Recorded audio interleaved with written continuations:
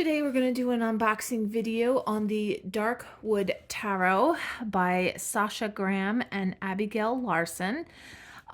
Sasha is the one who wrote the book, and Abigail is the one who did the artwork. So this is very fairy tale-esque. The artwork to me makes me think of Disney, and I truly was very fascinated with this deck since I saw it, but I didn't get it until just this past weekend when I went to Barnes & Noble. This box is awesome. It has the magnetic closure, which makes it really easy to open and close. So the first thing we're going to go over is the guidebook. So there are quite a few flip throughs of this deck already on YouTube. But I just want to go over the guidebook real quick. Now, this is literally the first time I've seen this. This is published by Llewellyn. And obviously it's glossy because you can see that it's reflecting off of my, my light above. So this just tells you about the Darkwood Tarot reading. It tells you a little bit about tarot. Go with your first instincts. What catches your attention. Reading reversals.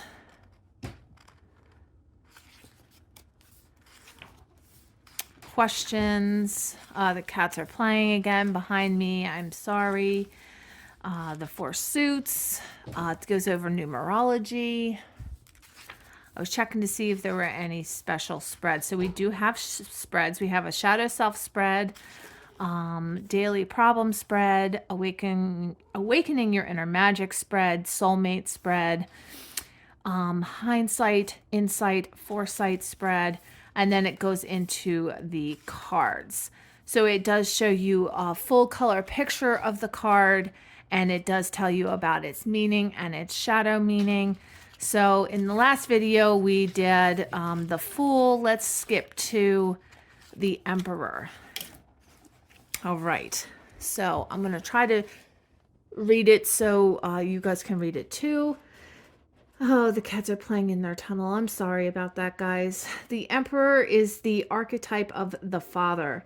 Define the boundaries of your life to create a kingdom. The Shadow Witch moves through a rocky, craggy landscape.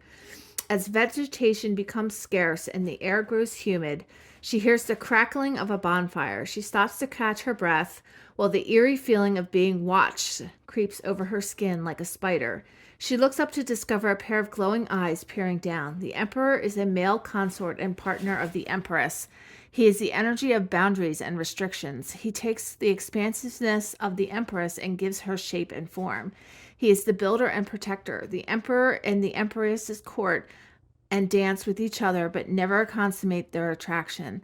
The mutual flirtation is what gives shape and form to the world.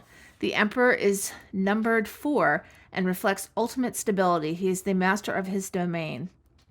This is where habits are formed, order is created, and results are seen. He is the underlying structure of the tarot deck, solid as foundations of a house, with sheer force of will that cannot be broken. He is your on top of your game, laying down the law and showing up and getting things done. He is you on top of your game. The ram is the symbol of Aries, the embodiment of strength, initiative, determination, rules, and order. This is a card of power. The cliff reflects his boundaries.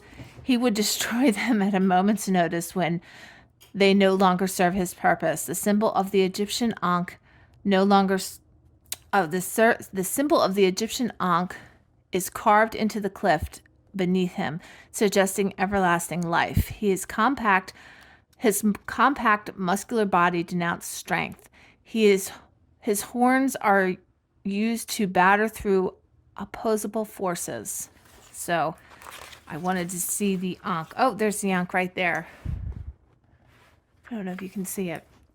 So, meaning, father figure, habits and strategies creating success and results, authority and domination, defense and protection, establish rules, asserting boundaries when needed and moving them when necessity calls for it, self possession, and above all things, self control. Shadow, controlling others rather than exerting control over the self. Not thinking of how your actions affect other people. Bullheaded and forceful, even when the situation does not call for such an approach. Having a my way or the highway attitude. Refusing to listen. Refusal to budge. So let's go to the minors. And it looks like the minors do the same thing as the majors. It has just as much information on it. So that is pretty cool. It looks like a very detailed guidebook. And let's see if there's any information on the back. So there is an epilogue, which just basically tells you, it's like a storybook. It just tells you what happens at the end. All right. So now we are going to go over the flip through of the cards. And we are going to zoom through.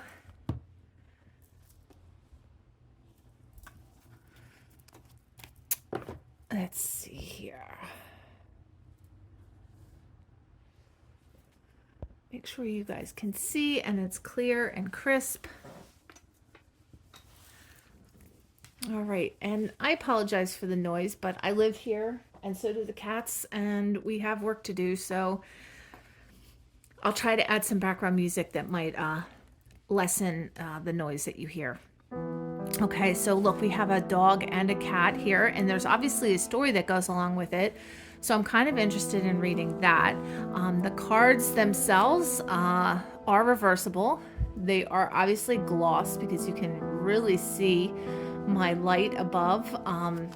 The cardstock is what you would expect from Llewellyn. It's certainly not as thick as some of my other cards, but I think it's not that big of a deal.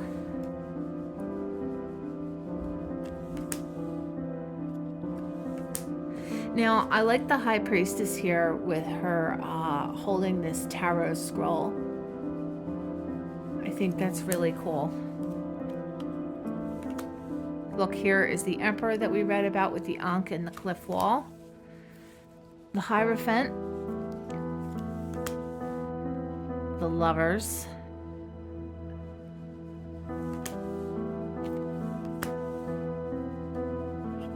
Strength.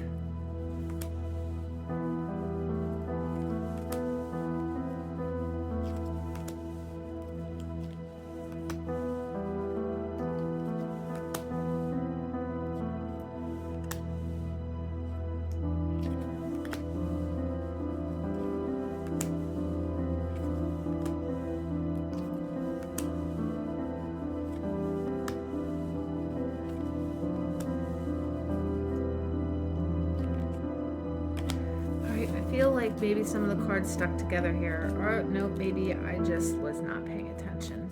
My apologies, guys. I was interested in the artwork and not the names, and I lost track of where we were. All right.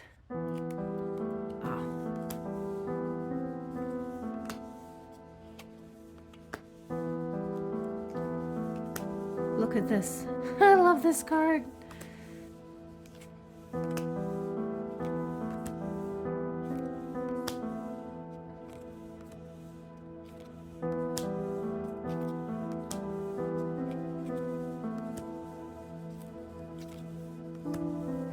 And if I'm going too fast, by all means, pause the video in between and take a look at any card that you want further peek at. I love this Three of Cups with the cats.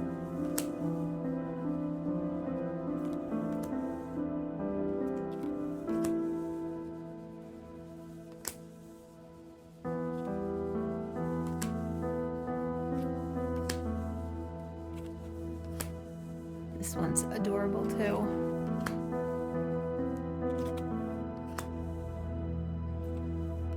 I like that one.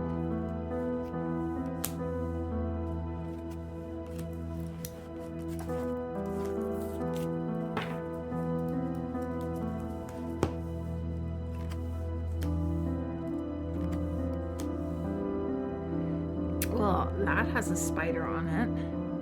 I like this Three of Swords.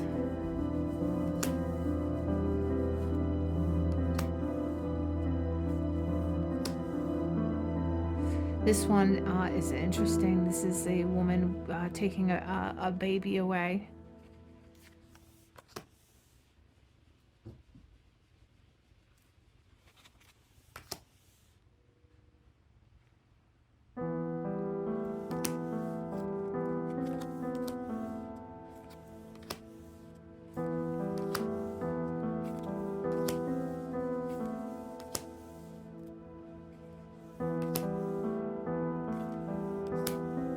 This card.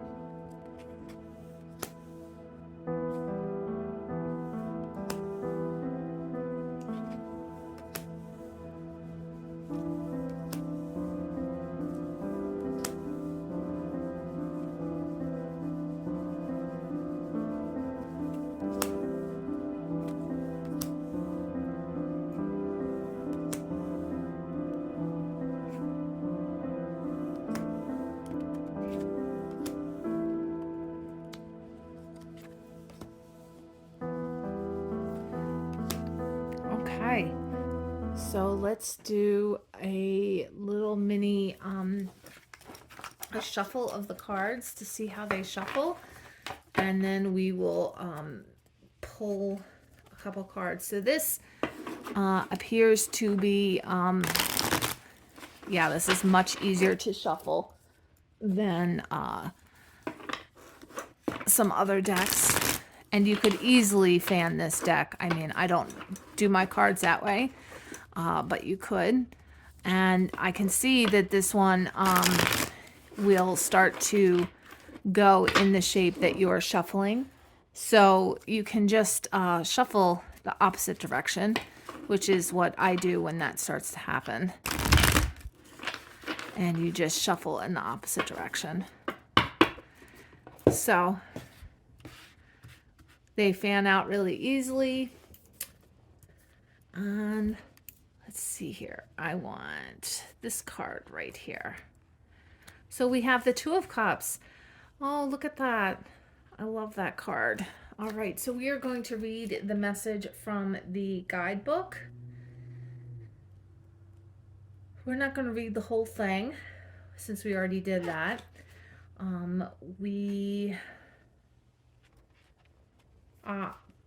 So the keyword associated with this is recognition. Okay, so creating your heart's desire, recognition, your other half, a perfect pairing, heart happiness, pleasure, reflection, delight, love, coming home, reunion, spiritual marriage, twin flames, and soulmates.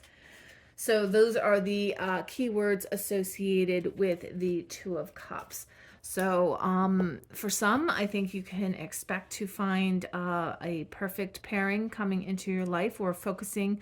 That could be focusing for you. For me, I see this deck as being the perfect pairing to some of the readings that I have to do for both myself and my clients. If you would like to find me online, you can always find me on katiemcbrien.com, www.katiemcbrien.com. That site might redirect you to another site, but I will always have the domain name katiemcbrien.com, so you can always find me by typing that in, and just be mindful that I might have it pointing to another domain. I hope everyone has a blessed day and many blessings.